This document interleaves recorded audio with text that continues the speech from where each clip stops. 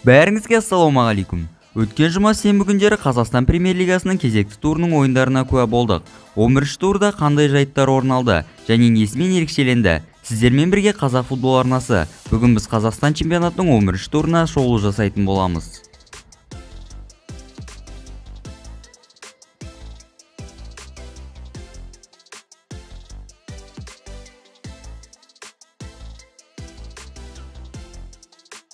Турдың алғашқы ойыны Шахтер мен Тұран арасында басталды. Өз алаңдарын әлі қалыпқа келтіре алмаған кеншілер кезекті мәрте Астана аренада өз қарсыластарын қабылдады. Ойын әдеттегідей екі жақта алма-кезекті шабуылдармен басталды. Бұл матчтың қызық болатындығы бастапқы ойын қарқынынан көрініп тұрды. Шахтер толассыз өткір шабуылдар ұйымдастырғанымен есеп ашу түркістандық ұжымға бұйырды. Өз аяқ алаңда қолмен ойнаған Карам Сұлтанов өз қақпасына футбол лотереясын алып берді. Бұл мүмкіндікті Таңат Нөсербаев орындап, тәжірибелі шабуылшы мүлт кетпеді.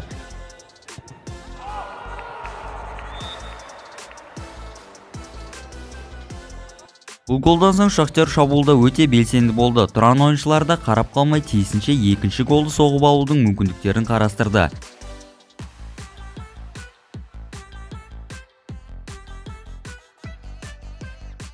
Шахтердің шабуылдары қанша қауіпті өткір болғанымен қорытынды есепті өзгерту мүмкін болмады.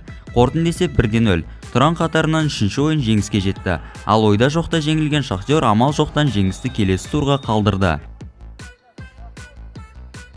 11-ші турдың екінші ойыны Ақжайық пен Қайрат арасында болды. Барынша шүбай алуды мақсат еткен ел чемпиондары Оралға тектен-текке келмегенін көрсетіп, бірінші номермен ойнауды шешті. Ақжайықта жауап ретінде шабуылдарды ұйымдастырып жатты. Қайрат ойыншылары есеп ашуға бірнеше мүмкіндіктер ұйымдастырғанымен, алғашқы тайм 0-0 есебімен аяқталды. Ойынның екінші бөлігі Ақжайықтың ұтымды шабуылымен басталды. 54-ші минутта сол қанаттан келген оңтайлы пастан кейін қақпашымен 1-1 шыққан Павел Назаренко қақпаштан айласын асырып кетті. Ақжайық есепте алға шығып, барынша ұпайға жақындай түсті. Қайрат қорғанысынан шабуылға көшті. Қаншама рет гол соғуға ұмтылып мүмкіндіктер жасағанымен шабуылшылар тарапынан оңтайлы түйіндеу жетіспей жатты. Біршама мүмкіндіктер болғанымен есепті теңестіру Қайраттың қолынан келмеді. Шпилевский шәкірттері өздерінің сүреңсіз ойындарын жалғастырса, Жайық жігіттері прогрессі жоғары команда ретіндегі турнир кестесінде өз жағдайларын біршама жақсартып келеді. Оралдық ұжым дәл осы ойындарын жалғастырса, келесі маусымда Еврокубоктық ойындарда бой көрсетіп қалуы бек мүмкін. Вот это поворот! Турдың кезекті ойыны Қобыланды Батыр стадионында жергілікті Ақтөбе мен Қызылордалық Қайсар арасында өтті. 39 минутта барлық билеттерді бітірген ақтөбелік жанкүйерлер ойын барысын тағатсыздана күтті. Ойын ақ қызылдардың басымдылығымен басталды. Шабуылдарға көптеп иек артқан Ақтөбе жеңіске ұмтылды. Арагідік шабуылдар ұйымдастырған Қайсар ойынның алғашқы домын соқты. 27-ші минутта қасқырлардың литвалық легионері Карелис Лаукжемес спорттық снарядты Ақтөбе қақпасына тулатты. Бұл голдан кейін Ақтөбе қарқын алып тек алға ұмтылумен болды. Алғашқы бөлігі аяқталар тұста айбалаңнан асырылған пасты баспен сәтті түйіндеген Игорь Сергеев есепті теңестіріп кетті. Өзінің өздік сұрмерген екенін дәлелдеген өзбекстандық шабуылшы Ақтөбе жанкүйерлерін бір сілкіндірді. Бірінші тайм осы 1-1 күйінде қалды. Ойынның ары қарай қызық болуы екі команда ойыншыларына байланысты еді. Қайсар екінші таймда қорғаныстан көз ашпады. Ақтөбелік шабуылшылар жеңіске көптеп талпыныс жасағанымен бұл мүмкіндік болмады. Қасқырлардың қорғаныстағы тактикасы өз жемісін беріп, тиісінше есепті ойын соңына дейін ұстап қалды. Қорытынды есеп 1-1, қос тарап тең тарқасты. Астана өз алаңда Жетісуды қабылдап бұл ойын күнінің нүктесін қойды. Астананың жеңісіне көп жанкүйерлер сенімділікпен қарады. Сенім ақталғандай алғашқы голды нұрсұлтандықтар соқты. Жылдам голды соғу ойынның 4-ші минутында Марин Тамасовқа бұйырды. Бұл ойындағы жалғыз гол болып қала берді. Одан кейін талдықорғандықтар есепті теңестіру үшін барын салды. Алайда бұл олардың қолынан келмеді. Ал Астананың шабуылын түйіндейтін ойыншылар табылмай жатты. Ойын соңында шираған Жетісу жергілікті жастардың сауатты ойынымен есте қалды.